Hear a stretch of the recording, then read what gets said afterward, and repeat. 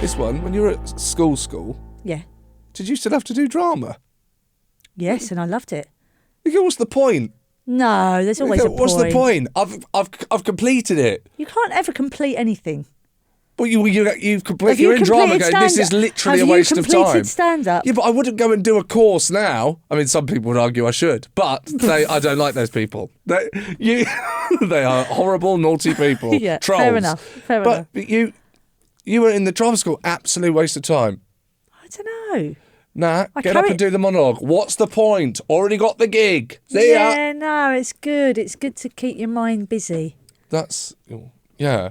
You know, Yeah. you can become lazy.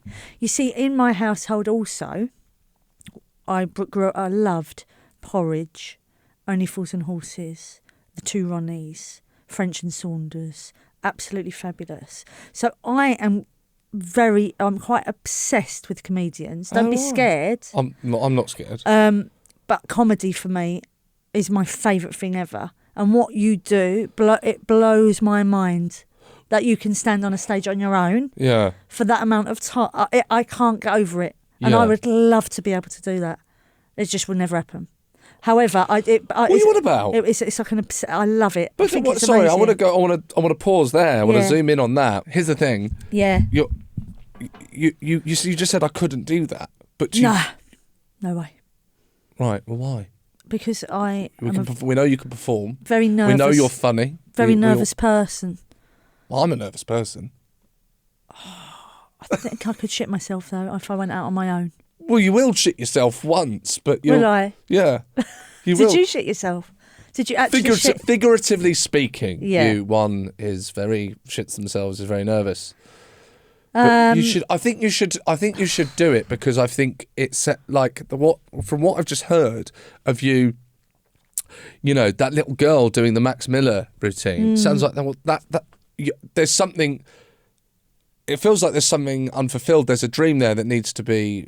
There's a star that needs to be touched, reached. How prolific! Yeah, okay. I think you should. I think you should, because all you'd have to do is. But I still have this thing in my head. You see, we're talking about doubt. Doubt's back. You're talking about right. doubt. I like the theme. I like the theme of doubt. So you go. Actually, I've been in East. What are you talking about? I'm looking at myself now and I'm going, what are you talking about? There is no way on earth that you've been in EastEnders for all that time. You're Sonia from EastEnders. You can't get up and do 5 minutes of stand-ups. People would find it hilarious, but hilarious in a bad way. No, that's so wrong. I think if you went, there's a great club called Always Be Comedy. Where is it? In Kennington. They have a few now around the country, around London. But there's a very supportive audience somehow. The guy, James Gill, has created a very supportive atmosphere.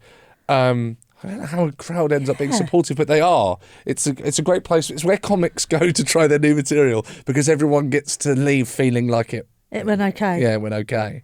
So you would go there, you do one joke about Sonia, get that out the way. No, I know, straight away. I've thought about that. You'd have to do it straight away, wouldn't you? Yeah, out the way. Yeah.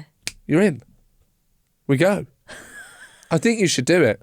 I think it's like a something that, if you love comedy that much. Yeah, I love it. Would you love to do it? You're only not doing it because you're scared. Yeah, I'd love to do it. You have to do it. You have to do it. I will sort this out. I feel like I'm on. I feel like I'm on one of those shows. Yeah. No, sorry. You know, on Michael McIntyre's big show where someone comes in. The show. Yeah.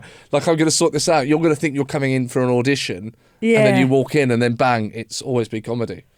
Yeah. Because if it's something you want to do, I've been doing live shows for my pod. I've been doing live shows, and that's been just chatting away.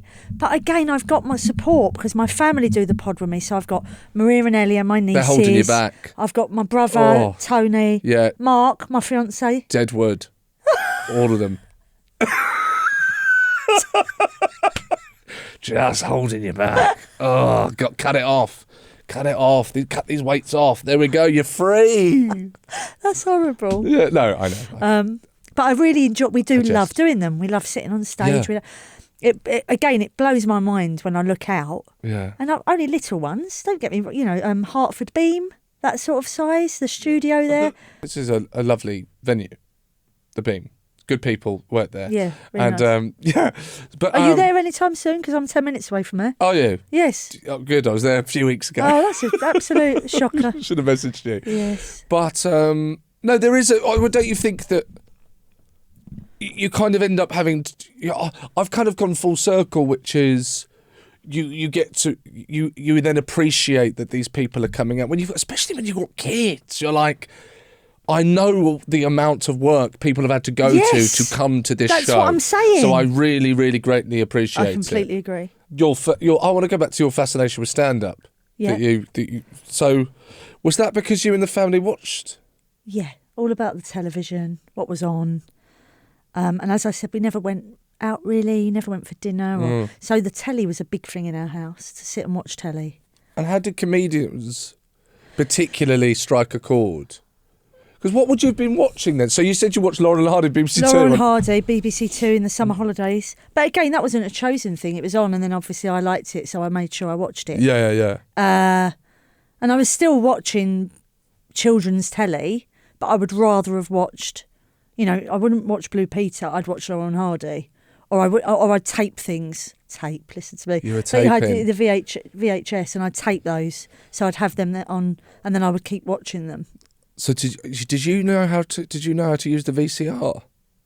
Yeah, I must have. Yeah. Oh, my mum helped me. I'm not sure. Right. I don't know if my mum would have known. You had the sticker at the bottom of the VHS, and you would write on what it was, and then cross out. And I you never taped over forget. Oh no, who taped over what? My dad. Oh no. I can't remember it now. And the other day I thought of it actually, and it's something that really bothers me. Anyway, it was a film I loved, and I used to watch it and watch it and watch it. And one day, my dad taped over it where I'd not taken out that little black bit, because you used to have to flick it out, didn't you? Oh, so yeah. you couldn't tape over it. And he taped it over it with golf, the Masters. Oh! The Masters. Golf! Yeah. Which now I love and adore, by the way. What, golf? Watching. I love it. What is that? That's just because Because my dad loved it. Your dad used to watch it. And then I used to watch it with him. Yeah. Right. So it's got great memories. Yeah. Okay. However, Laurel and Hardy, and then Absolutely Fabulous was big. The Vicar of Dibley. Oh, yeah. And Birds of a Feather, because my nan, as I told you, lived with us all of her life. Yeah. She used to live she had a kind of a bed-sitting room, if you like, upstairs, her own room that she'd never come out of. Just beautiful, lovely room. And the bathroom was next door and what have you. But I used to go and sit with my nanny Liz on the bed. And I remember that picture of Birds of a Feather, what'll I do? Do you remember it? And it was kind of a home video-y.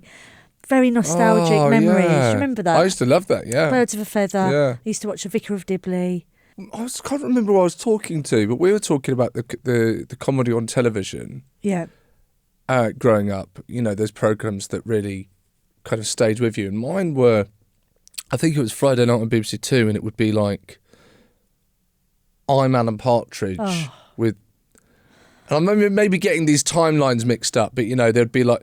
Maybe I'm Alan Partridge was kind of slightly after the Far Show. I'm 40. Yeah, but you were still a little bit older is what I'm saying for those, aren't you? I'm talking about being 8 or 9. Yeah. Oh, yeah, I'm a teenager. You're a teenager. So absolutely, yeah. When I was 8, it was movies. Yeah. So, yeah. So, my mum and dad, that all came later for me, what you were watching as a teen. Yeah, okay. Because they didn't find that funny. Yes. That wasn't their humour. Yeah. So Alan Partridge would have never been on the telly. My dad would not have liked Steve Coogan. Yes. No, he hated a lot of people and didn't mind saying it. Do you know, he'd say, "Get him off the telly. I can't stand him." Old school. Get him off the telly. School. So there were certain things we watched, and that was, and then obviously I started watching things like The Day to Day and like, brilliant things that I feel like my comedy is very varied. The comedy that I like, there's a big span of things I like. But I still really, when I really think about it, I do love mainstream. I do love Michael McIntyre. I do love. Yeah, I love Michael. Absolutely. But I think my dad and mum would have watched Michael. We would have been watching that Saturday night show. Peter Kay. Peter Kay. Yeah. I don't know if my dad liked Peter Kay because that wasn't that long ago. Not sure. Anyway. Sorry, Peter. I like you, Peter. Yeah. It is down to what you're brought up with. Yes. Do you think that had an effect on then what you went on, like the podcast, for example? Do these programs that you grew up watching, did they in some way kind of rub off on you in terms of what you... I think they all do. I think all of what we've been brought up with rubs off on our lives. Yes. I think it's really important. Yeah, a real heavy influence, especially for us at a time where that's all we had. Yes. It wasn't a bad thing, by the way. Some of the shit they're getting fed now is absolutely absurd. But, yeah, absolutely. I think it was hugely important. The way you are, what you think families look like, all of those things very heavily influences your life. And what about your work? Well, Sonia, interestingly, when Sonia was written and created, they didn't really know what she was going to be. And then when they met me, they said, oh, she's quite comical. So I think we should write a bit funny. Because they were meant to be a bit brash. My first scene was Sonia and Robbie spray painting the laundrette door. So they were meant to be quite bad and naughty. Oh, graffiti. Graffiti. They were graffiti, yeah. But that sort of swiftly fell off the old script, and suddenly she was quite funny. And that's when they gave her a trumpet. And they said, well, let's give Sonia a trumpet to play really badly, which was a genius idea. Oh, right. Genius idea. Yeah. If you get something like that so early on, obviously the character's going to grow up with you. Yes. Do you have to... This sounds like a stupid question. No. So I presume you do. Well, what's interesting, I suppose I'm asking the process of how you approach this, of when you have to basically develop new skills as you get older with the character. No, I see what you're saying. No. So I had a lady come over, a music teacher. Yeah. And do a couple of lessons on the trumpet, which I really enjoyed. Yeah. Went to work. Yeah. They were like, we can stop those. You're getting too good now. Oh, wow. So they wanted it for me not to play. Okay. So I've never played. Yeah. I can make a sound. I give it a good blow and make a sound. Yeah. But apart from that... so funny. You went method, which is I cannot learn that. And now I think... It's like reverse method. Do you know what I mean? Yeah. Yeah. Sonia wouldn't know, so I'm not allowed to know. Yeah, but I'm not going to carry on playing the trumpet, am I? I wish I had. I don't know. Because I tell you what, Sean, sometimes I think when those times are bad, if I can crack out a few wedding songs... No, be honest now, in a few years' time, you never know where you're going. Exactly.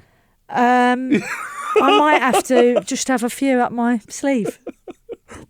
Might have to go into it. Yes. Well, look, let's see if it... I don't think it will go there. All right, quick break to tell you about something which genuinely saved me loads of time and stress. You regular listeners will know I've got 2 kids, which basically means any plan I have immediately turns into chaos. And we recently redid our garden, which left me with loads of rubbish that needed to go to the dump. My partner was telling me to take it to the dump, but between school runs, work, and just trying to keep the house from falling apart... I mean, you know me, it was never happening. The to-do list just kept growing, so I finally did something about it. And when I say I finally did something about it, what I did is I booked a tasker through TaskRabbit. I picked a time that actually worked with our schedule, and within days it was handled. Finally, the trash that was taking up my newly renovated garden was gone, leaving me, my missus and my kids to do what we should have been doing all along, which is enjoying the garden. That's the thing I like about TaskRabbit. It takes those jobs that feel impossible when you're already stretched thin and turns them into something you can just get done by someone else. Perfect. TaskRabbit is an online and mobile marketplace that connects you with skilled local freelancers called taskers who can help with things like home repairs, mounting, moving, furniture assembly and more.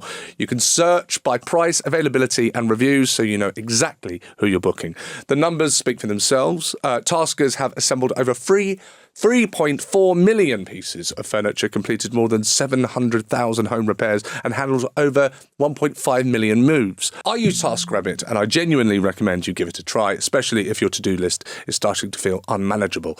Get ahead of your to-do list with £10 off your first task at taskrabbit.co.uk or on the TaskRabbit app using promo code classclown. Taskers across the UK book up fast, especially for same-day tasks. Get £10 off your first task right now with promo code classclown at taskrabbit.co.uk or with the TaskRabbit app. That's taskrabbit.co.uk, code classclown. Terms and conditions apply. But I'm finding it difficult to articulate exactly what I mean here. Go on. Okay. And you can correct me if I'm wrong. No. I'm just going to make some assumptions. Lovely. When you're a child Yes. actor in a soap, the amount of emotional depth that you might need to play your part it's not going to be that wide. Absolutely. As you get older, the character ages, therefore more depth is given to the character. Yes. The character's going to have to go through more things. Absolutely. You're going to have to bring, as an actor, you're going to have to bring more. Now, is it just assumed, well, because you've been doing this since you were 10, you will naturally develop these skills as an actor to be able to do it? Or, are you still learning? Are you in a... I'd still go to Anna. You still go to Alisher? I'd still go to Anna when I wasn't at work, when I could make it. I'd still do drama at school. Yeah. And I think you're learning a lot when you're on set with people and you're watching. Yeah. So I was, again, a very good girl. Yeah. And a bit of a geek when it comes to where I was. I loved it. Yeah. So I really looked at people. I was watching your Steve McFaddens and your Barbara Windsors, and I was learning and listening and asking questions. Yeah. I've always been a bit of an autodidact, and I still was on set. I was asking questions. I see cameramen. I did Would I Lie to You the other week. Yeah, yeah. And there's a cameraman, lovely Rob, and he knew me when I was 10. He was wow. at EastEnders filming me when I was 10. Yeah, yeah. And there he was in the studio. And he said, Natalie, do you remember? He said, I remember you being 10 and me going, if you could just stand there, and you'd go, is that so? There's not a and my angle and the camera behind. He said, you were so clever. Oh, wow. But really wanted to learn why I was asking you to stand there and and it was lovely to hear that. Yes. And he said, you've done, he was just saying you've done well, and it's lovely to see you, whatever. Yeah, yeah. But I've always been keen, bit of a keeno, as we used to say, to learn things. Yeah, yeah, yeah. So when you say about depth and the character changing... More range in the character. Yeah, and I think, well, you're going through stuff in your real life. Precisely. And you're going through puberty and friendships and boyfriends. You're going through all that, and you're doing it on screen. Yeah. Which is a bit mental. It sounds nuts. It does. I just got on with it. And as you said at the beginning, that's all I knew. Yes. So I'd go to work, I'd do my stuff. I mean, Sonia had a baby. She didn't know she was pregnant, and she had a baby on the sofa at 15. I think I remember that. And, going back to school, secondary school, after doing that was funny. Oh, my God. If you want to call it funny. Oh, my God. But, I got a lot of shit at school. Yeah. It wasn't easy going back to school. No. Whilst I was getting bigger and bigger within the show. Of course. I just couldn't wait for it to end. School? Yeah, I just couldn't wait. So when I was 16, that was it. And then I had my full-time job. It was brilliant. Yes. Because you could leave at 16 then. You didn't have to be in education until, 18 now, isn't it? So right, yeah. So it was kind of like, oh, do you want to carry on educating? No, I'm all right, thanks. I'm going to do my job that I really like, that I've got. Yeah. And everyone in that world that does it understands it, as and opposed knows me. to... That's a very difficult thing. Do you... Are you given any kind of... I imagine nowadays there's some sort of support for that. Nowadays is different. There's a lot... No, they get treated brilliantly, the children. Yeah. There's lots of tutors, there's support, there's loads and loads and loads goes into that. Yeah. But no, when I was, you just crack you're on. You're going to be on BBC One, 3 or 4 times a week, sometimes 5. And off to school. There you go. Everyone will recognise you. Think you're this character. Yeah, that just sounds tough. Isn't it strange? That's something that into a child is probably like a fantasy, but as an adult, you just understand that is really not preferable. No, it's not preferable at all. And then you had all the magazines and the media. Oh my God, I forgot about that. All of that could, Which was those quite magazines mad. love soap. But it was mad. That Understood. was mad. I remember people like Rav Singh from the Mirror or wherever he was. And I remember my sister-in-law phoning Rav Singh's office. Who's Rav Singh? He was a journalist. Oh, right. Phoning the office and saying, "Do you know you're talking about a child? Like, Oh, God. where it'd be sort of commenting on my weight or Yeah, my yeah, looks yeah, and my yeah. appearance and all Yeah. that sort of stuff." Well, I feel pathetic because I'm on. always going like, I'm always going like about something I'd read about myself, and I'm going, I was only 27. but like, Yeah, you want to be 13, mate? yeah. Come over to my world. You'd be finished by now. Oh my God. No, but we can Yes. laugh about it. But it was very different then because the papers and the magazines were Well done for just huge. switching back into that, by the way. I'm still trying to Sorry. my smirk's still trying to come back. There you It's go. all right. No, we laugh about it, but no, it was really serious. I'm still there going, no. Well, I'm going to do it now. Yeah, no, it was It was. something tough for you. No, it wasn't tough because I got on with it. I haven't. God's sake.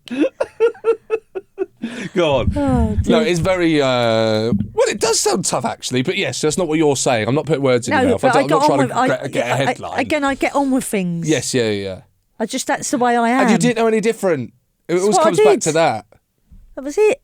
Yeah. Crosses and ticks next to your name. What you're wearing. What's the crosses into? Oh, on all the pink tops that I used to call them. You know, your Heat Pink magazine. tops, I never and your heard this that. and Yeah, that. you're right. That's And there'd be crosses. You can't wear that. That's all for a tick. Oh, my You've done well. God. I never got a tick. You never got a tick. I've got GQ's second worst dressed man in the country. I think it was a bit unfair. It was just some clothes. Mind you, GQ is good though, isn't it? To be even not named in there. I mean, that's. It sounds like you've done some cognitive behavioural therapy. I If you haven't think- at all. If you think Glass that's a good thing, it glass sounds half like full. you've done some work. I haven't done any work. Glass half full. Yeah, that's very. That's what I mean. It's very glass I'd half love full. to be worst dressed person in GQ. Well, I think you need to stop presenting yourself so well. Then if you want to get in the GQ's worst. I know GQ's men's, isn't it? It's all men. That's why I've not been in there. Yeah, that's why you're not been in there. Don't worry about it. That's great though. Those things don't stay. Do they stay with you? These things that what you're talking about, which at the time were horrific, the crosses, the ticks, all this stuff from the pink tops and the red tops. Of course, Do in you- some way it stays with you. It doesn't. Yeah, it does stay with you. I say it does. I go, no, it doesn't. And I think, well, no, it does. Because I'll still not know what, I am a very, very confident person. Very. Yeah. But I've still, but again, I don't think it's about where I'm from. This is a huge conversation that we can't get into. Because actually, I just think it's for women and what we have to see. You don't think I could do the women chat? You don't think, you're looking at me, you don't think I can do the women chat? I didn't say that. I can do the women chat. Well, how do you feel over the years, Seann? Having endless streams of what you should look like as a woman in your life. No, I've got nothing. No, fair enough. No. So again, I don't think it helped. Yeah. I don't think it helped me being there, but I think all women have that. Magazines, constant especially now. Jesus Christ, what they have to put up with. Well, I was going to say, it seems like what's happened is, and I don't pay too much attention, that the articles themselves, how it works now, how they play the game very, very well, the articles themselves don't actually have to state anything themselves. What they'll do is they'll get the quotes from the public that are commenting on the stories. That then creates another story. Yeah. So you can criticise the way someone looks, not you, the journalist from the tabloid. You don't have to do anything. All you have to do is quote social media, quote someone. Yeah. So you get to kind of have your cake and eat it, which is articles themselves. You wouldn't necessarily report the things that people used to report in the 90s and the early noughties. Now you report the exact same thing, but you just quote people from X or Twitter. Do you see what I mean? There's a kind of way round it. Very interesting. It's not about the Daily Mail article itself. It's about the comments that were made on the Daily Mail article and then that then becomes the the article. Yeah. So it's such a very, very conniving clever way of doing it. It's a lovely place, that, isn't it? The Daily Mail, all the columns and the showbiz news. Nice there. Good place. lot of positive energy. There's a lot of good stuff going on there, and always has been. In my experience of the 31 years that I've been in entertainment, it's always been on point. So it does stay with you. That's what you're going to say. Yeah, it does stay with you. It doesn't necessarily haunt you. It doesn't haunt you, and it doesn't make you who you are or anything like that. Yeah. However, there's certain little bits that will stay with you because they were really crap times, as I'm sure, and I know that you've been through stuff yourself. So yeah, it's not made you who you are, and you're great, and you're getting on with stuff. But every now and again, you think, oh, I remember that. You can't not. You don't forget it, do you? No, I think no. It doesn't affect your life now, but you don't forget things like that. Yes, yeah. You just have to. It's almost like just forward, yeah, on. Don't look back. Forward. Yes. Okay. Can I just ask, is the podcast going on tour again? We have 3 dates at the end of the year. Where? We are in Bishop Stortford. Yes. 12 minutes from my house. Oh, beautiful. That's the dream, isn't it? You've smashed it. We'll get all this to you, all the info that you need, Mr. Producer. Absolutely. Thank you, Adam. The Fortune Theatre in Covent Garden. Lovely. Very nice. That's nice. I felt very posh. Very, very nice. Doing that one. And Tring. So Lovely we've got Tring. 3 dates, October and November, before Splendid. I go into Panto. Oh, lovely. Is that fun? I want to do that at some point. Why don't you? So, well, just I've not been able to, but it looks like a lot of fun. I haven't done it. Have you not done it? For a very long time. For a very long time. I've only done one. Yeah. And I hated every minute of it. Yes. Yeah, good. You'll enjoy it. I hated it because Eliza was very little. My daughter was very small. Okay, yeah. Now, I think it'll be a good laugh. I'm looking forward to it. Good. I'm in the It's a lot of work, headspace. isn't it? It's a lot of work. Yeah. And I'm obsessed with Christmas. Yeah. And I'm slightly can't breathe when I think about not being around for Christmas at all. But Yes, apart from that, of it'll course be there is good. that. It'll be good. Yeah. And you're going to do a gig as well, a stand-up gig. Not before Christmas. I'm not. Maybe not before Christmas, but I'm going to sort it out. Next year, 2027, is the beginning of your stand-up career. I could be your warm-up. And then the tour. No way, I'm not following you. You're way too loved. Forget that. Okay, What so about Ricky Gervais and Matt Bragg and that lot who just do kind of Leicester Square at the moment? What a way of doing it. Isn't that amazing? Just at Leicester Square for an hour at 5 o'clock. His life What a dream. is amazing, isn't it? He's smashed it. Like to be able to just do what you want to do. Gervais and Flanagan are how I would, if I was that level, are how I would do it. So what does Mickey do? Because I haven't heard from Mickey for ages. That's what he does. He does an arena tour and then fucks off for 5 years. Oh. And then comes back and does an arena tour. I mean, that's unbelievable. You know when you see people just on everything, you go, what are you doing? It's so true. I did 8 out of 10 cats with him. Yeah. Ago. Must have been a while ago. He was so lovely. And what a man. You know when you go, I'm doing this thing, I think it was at St Albans. Yeah. I'll get my manager to, I said, I'd love to see you, Yeah.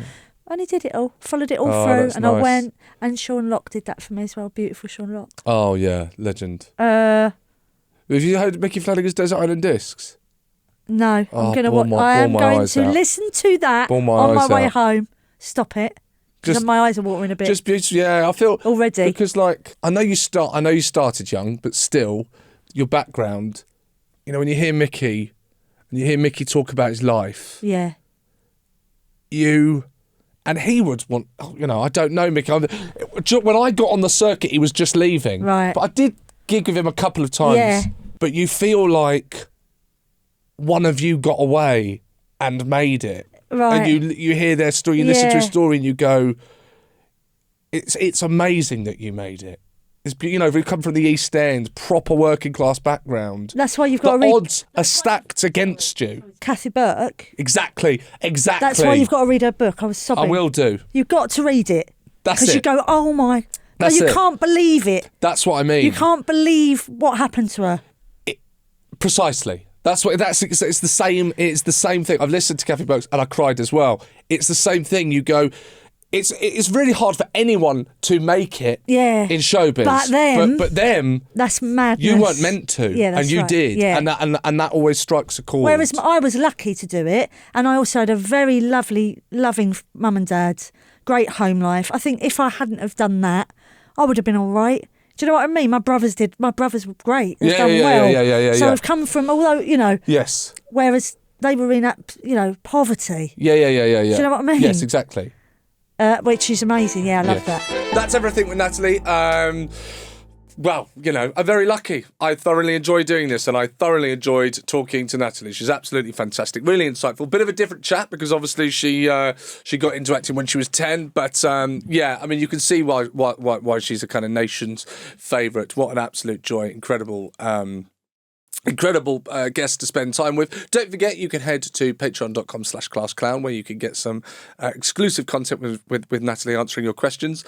But for now, that's us. And I've been Seann Walsh, and I'll see you next week. Ta.